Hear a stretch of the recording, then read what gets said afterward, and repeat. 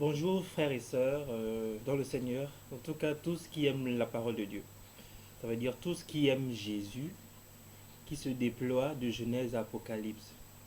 Nous allons partager quelques moments dans sa parole et puis nous lui rendons grâce encore pour l'opportunité qu'il donne encore pour cette vie aujourd'hui. Nous sommes bien sûr le 31 mars, on a passé à l'heure d'été 2013. Pour rendre gloire à Dieu, nous devons toujours être dans sa présence.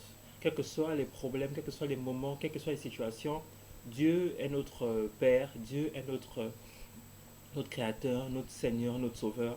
Ce Dieu qui a quitté son trône pour venir sur la terre pour instaurer son royaume. Son royaume qui sont nous, nous qui ne sommes rien que des royaumes nous sommes rien que des sacrificateurs. Nous sommes rien que des tas de poussière qui portent son esprit pour éclairer ce monde qui est dans les ténèbres. Alors, il a donné de sa parole, il a donné des écritures, il a expliqué une partie, parce qu'il a dit qu'il reviendra lui-même pour expliquer toutes ces choses. Et nous croyons que ce Dieu parle encore. Bien qu'on ne peut plus le voir physiquement, on ne peut plus le toucher comme les apôtres l'ont touché, mais nous le sentons parce que nous avons la révélation, nous avons l'explication des Écritures.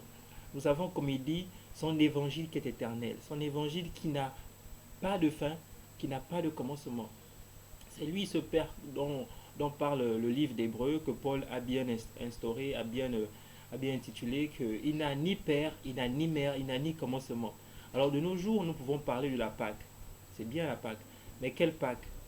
Nous sommes en fin de mois et nous allons demander qu'il y a une Pâque. Nous allons prendre une date des Romains, une date du calendrier, du moins grégorien et tout ça, pour dire que Jésus est mort, Jésus est ressuscité. Si on retourne dans le tas des Juifs, nous verrons que les Juifs actuels ne fêtent pas la Pâque. Le temps que nous menons et le temps que les Juifs font, ce n'est pas le même temps. Si on prend les Écritures, nous devons les prendre dans toute sa globalité. Bon, nous n'allons pas décortiquer la Pâque aujourd'hui, nous le ferons une autre fois dans une autre vidéo. Mais aujourd'hui, nous allons parler le comment et le pourquoi les sœurs enseignent dans les assemblées.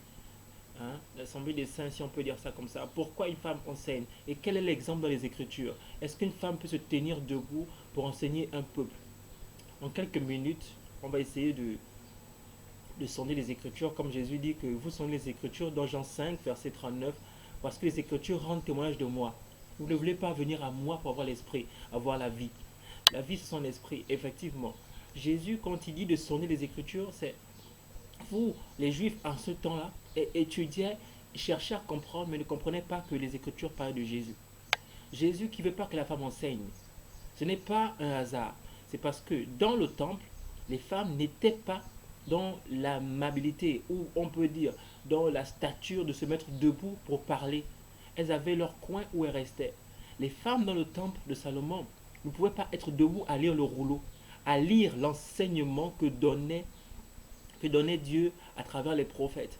Le sacrificateur avait la seule possibilité, lui qui rentrait une fois dans le temple, prendre le rouleau et expliquer au peuple, lire au moins. Maintenant, ce que nous voyons, c'est la même chose qui doit se passer. Parce que Jésus va dire qu'il est le même hier, aujourd'hui, éternellement. Notre vidéo, nous allons l'intituler que la femme ne doit pas prendre la place ou ne doit pas avoir l'autorité dans l'Assemblée des saints.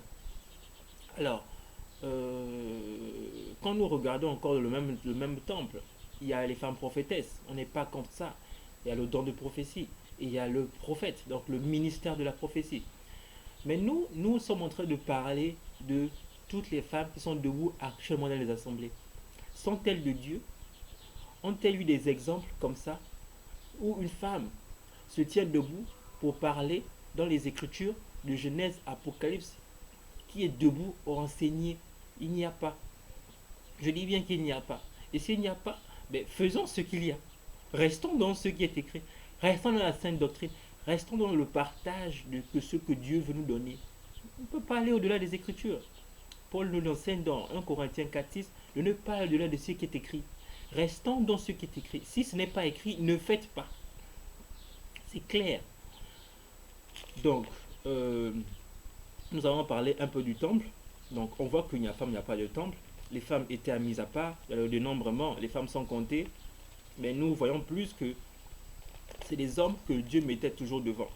Parce que même dans Genèse, quand la femme a parlé, la femme qui a été séduite, non pas Adam, Paul le dit dans 1 Timothée 2, elle est devenue coupable de transgression. Ça veut dire que elle, Ève, qui était l'image ici d'Israël aussi d'un côté et de l'Église, elle a porté une opprobre. Elle ne s'est plus fait digne. Parce que en écoutant un autre enseignement, celui qui était le menteur, le serpent ancien, elle a été séduite et son mari qui était à côté ne pouvait rien dire. Parce que tout cela, Dieu voulait, Dieu avait un plan. Mais nous, on n'est pas entré dans la profondeur. Nous, on veut seulement comprendre pourquoi la femme ne parle pas. La femme ne doit pas enseigner. C'est ce qu'il appelle parler. Mais parler, ça peut être aussi prier, ça peut être chanter, ça peut être prophétiser. Il n'a pas interdit que la femme enchaîne. Il n'a pas interdit que la femme prophétise. Il n'a pas interdit que la femme chante ou pose une question.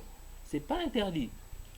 Donc, nous devons observer comment les Écritures, comment les frères faisaient avant.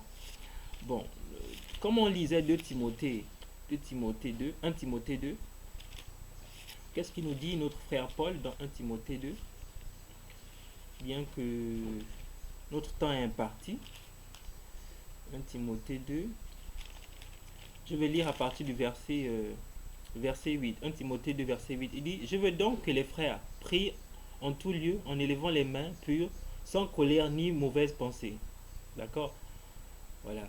Je veux aussi que les femmes vêtues d'une manière décente, avec pudeur et modestie, ne se parent ni de tresses, ni d'or, ni d'habits somptueux, ni de perles, mais qu'elles se parent de bonnes œuvres, comme il convient à des femmes qui font profession de servir Dieu.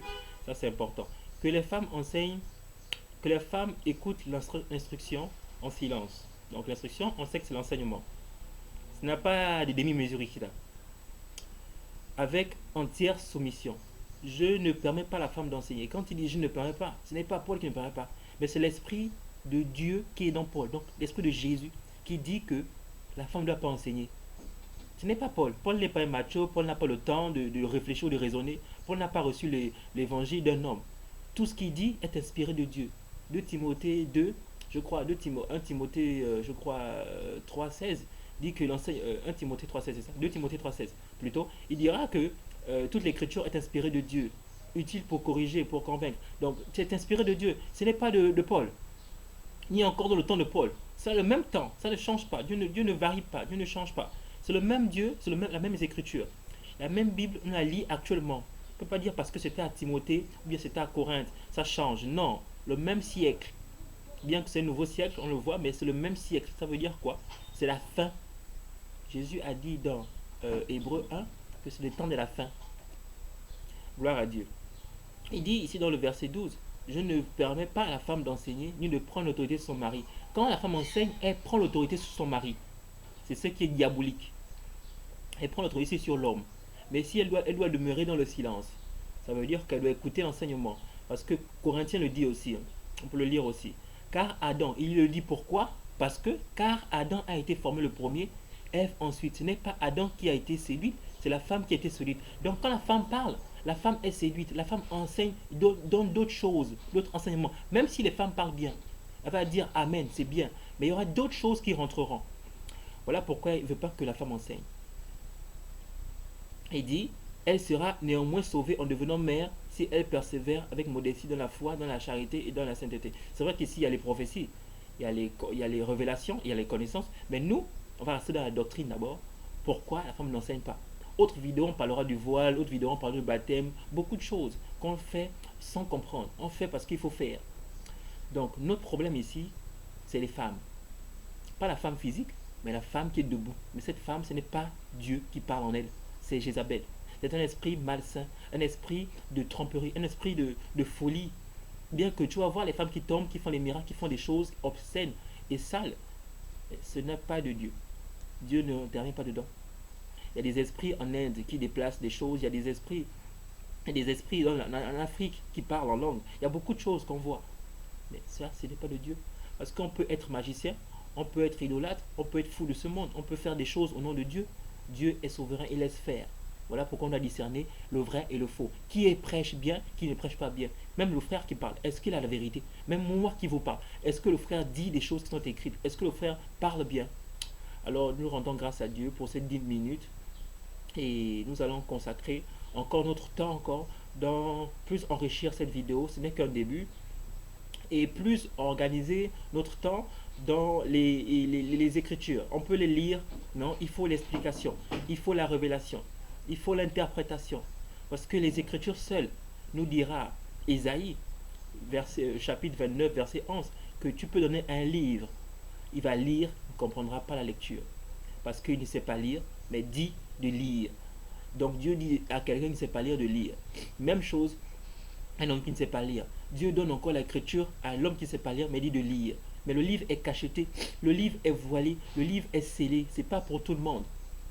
Bien qu'on voit que les formations et chrétiens actuellement utilisent cette Bible, mais nous l'utilisons pour la vie, pour communiquer la vie, communiquer la parole qui est écrite, la parole qui est révélée. Alors je rends grâce à Dieu pour ce temps et je compte que très prochainement, nous continuons encore avec ce temps dans son harmonie, dans sa sainteté, dans sa pureté.